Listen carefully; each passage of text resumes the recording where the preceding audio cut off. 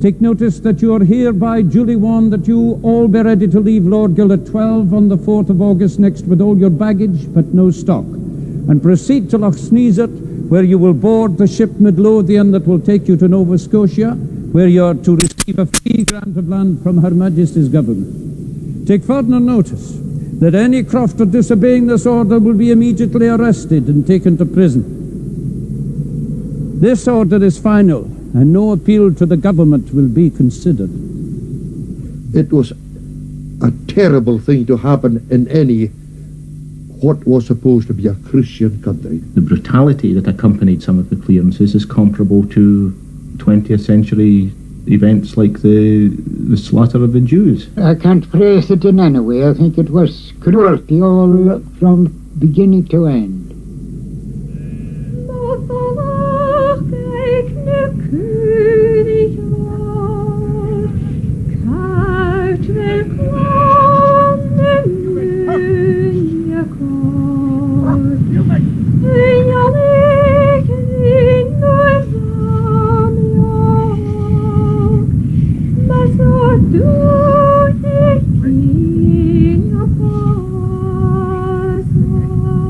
Why does the subject of the clearances to this day provoke so much deep anger among Highlanders? Why do those of the political left keep on writing letters, articles, plays and books about it? Why do those of the right defend the landlords with quite so much vehemence? After all, the last clearance took place more than 100 years ago. Shouldn't the people of the Highlands and others engaged in this controversy have put the whole thing behind them? Seemingly not yet. Suppose you had set out to make a programme about the Battle of Waterloo, which happened at much the same time as the Highland clearances in Sutherland, anyway. You wouldn't have found that it was a source of all that much controversy. Nobody really cares now very much as to who won or lost the Battle of Waterloo. The issues which were at stake then were settled long ago. The difference with the Highland clearances is that the issues which were at stake in 1815 and in the early 19th century generally are still the issues which are very alive in Highland politics and Highland society today. This is Glen Cannel, one of the most tranquil and beautiful glens in the West Highlands. No one lives here now, and there is an almost uncanny feeling of remoteness. It wasn't always like this. Here at this end of the glen, less than 200 years ago, you'd have seen 2 or 3 townships, rural hamlets you might call them, and as many as 100 people living here. But in 1816, the landowner ordered that the whole population be removed from the glen. No option was given, and resistance was useless. It counted for nothing, apparently, that some of the families had lived in the glen for centuries, and their forebears were buried here. They were cleared out to make way for a single sheep farmer and his shepherds. And they say that the shepherds were instructed to pull down the houses and remove all trace of human habitation. This is a single example of what are called the clearances. Not always so thorough, but this pattern of events, which may have begun as early as 1760, was repeated throughout the whole of the Highlands until about 1860. In the process, an untold number of small communities like this vanished forever.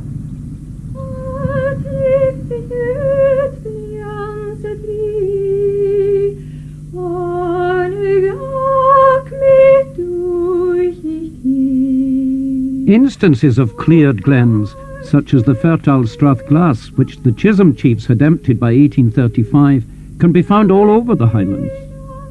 2 burial grounds are all that remain of a community in Knoydart, where in 1853 400 people were forced by the chief's widow to leave for Canada. At Glencaldy in 1845, in a clearance denounced by the London Times, the 90 victims sought refuge in this churchyard and scrawled pathetic messages on the windows. In many places, as here in the island of Alva near Mull, you can see the ruins of cleared townships, a constant reminder to the descendants of those few who remain. Every day we could see evidence of the clearances, with stances of old houses and shillings and what have you, and it was brought home to us very vividly indeed the clearances, and it made us very bitter. Wherever you see an old house or a ruin, you wonder about the people who lived in it at one time. But when you know that these people were your ancestors, then you do tend to think bitterly about the people who perpetrated these atrocities. Hatred of the lairds and factors held responsible lives on in local song and story. Angus Henderson recalls a prophetic poem about the man who cleared his grandfather's township. This is the burying place of John McCall, who cleared the people from this part of Ardnamurchan. Cleared them out of their land, their homes and all. Old John McCall, who was wicked, cleared the people from this part of the land. And he cleared them from the park, and that's where the rushes grew high. And then, when you come to Killachoan, feet first, there'll be nothing will ever grow on your grey bones but nettles. And I think if anything else grew, I would pull it out myself. I remember just talking to an old man from Waternish in the last 5 years. He is now passed on, but this man remembers the later removals and the later evacuations from his own township. He remembered very clearly of the time when he and his mother, he being the only child, were evicted. He and his mother were evicted from the croft, and the croft house was burned down, and they had no option but to spend the night in an open ditch on the croft. The neighbours had also been asked to move, and they had done, but he and his mother had been late in moving out, and this had been their only refuge for the night, an open ditch. He was very bitter against landlordism and against landlords.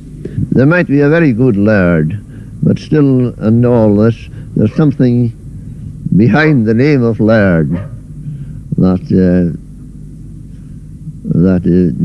awakens memories that have come down from father to son.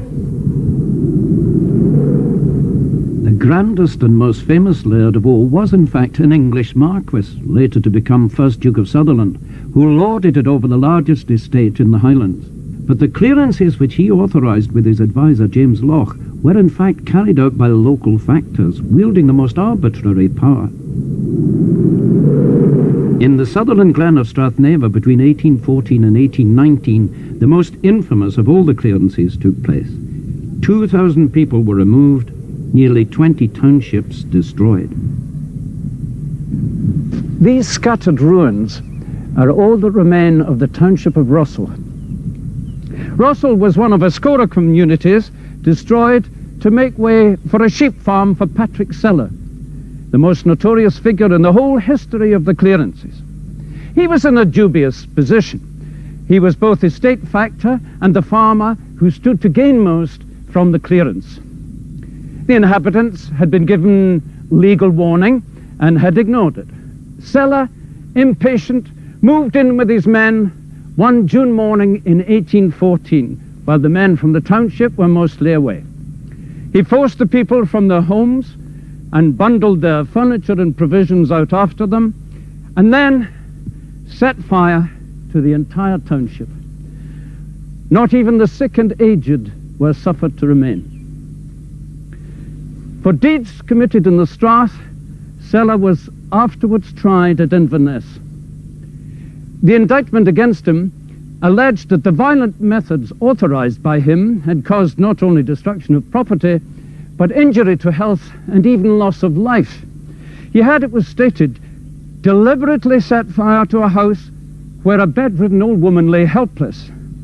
Notwithstanding, you were told, said the indictment, that the said old woman could not be removed without imminent danger to her life. And the flames having approached the bed whereon the said Margaret Mackay lay, she shrieked aloud and was forthwith carried out by her daughter and placed in a small bothy, and the blanket in which she was wrapped was burned in several places. She died 5 days afterwards without regaining consciousness. Cella was acquitted by the court of all criminal offences, but in the judgment of the people, he has always been guilty. Patrick Cella, he was one of the great, I'm not going to say the word out. Some of the ministers would object if they would hear it. Patrick Cella was a horrible old man. No, he was a horrible young man when he went as factor, or whatever he was, to the Duke of Sunderland. When he had cleared Strathnaver, one of the loveliest glens in Scotland. Many children, too, are brought up to be aware of their own traditions and are taught to imagine and depict how their forebears lived before the clearances. As here in the school at Betty Hill, which lies at the mouth of Strathnaver.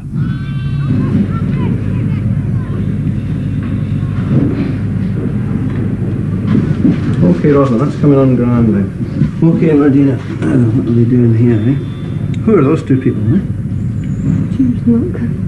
And Mr. Sellers, that's right, yeah. Whatever is that noise? It's a croft's been burnt down. Can't anyone do anything? The heat and smoke is getting unbearable. Or just close your eyes and pinch your nose. You get used to anything if you put your mind to it. The clearance of Strathnaver is in fact the subject of an original and powerful musical written by John Barlow and Elliot Rudy, two of the teachers. What is this fire? You're seeing it. What is this fire? Cellar shampoo in it.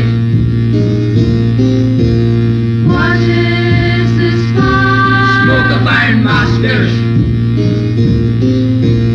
What is this fire? Miles of nothing. What is this fire? Dimming sunsets.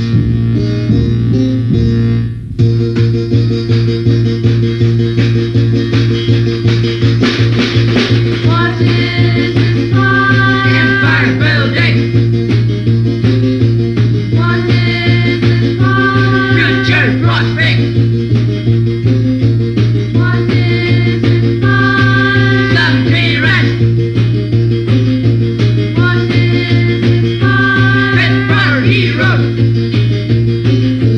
They're all gone, living in cities with plenty for us and see. They've all gone, living in cities with plenty for us and see. Fire, fire, fire, fire, fire, fire, fire, fire, fire,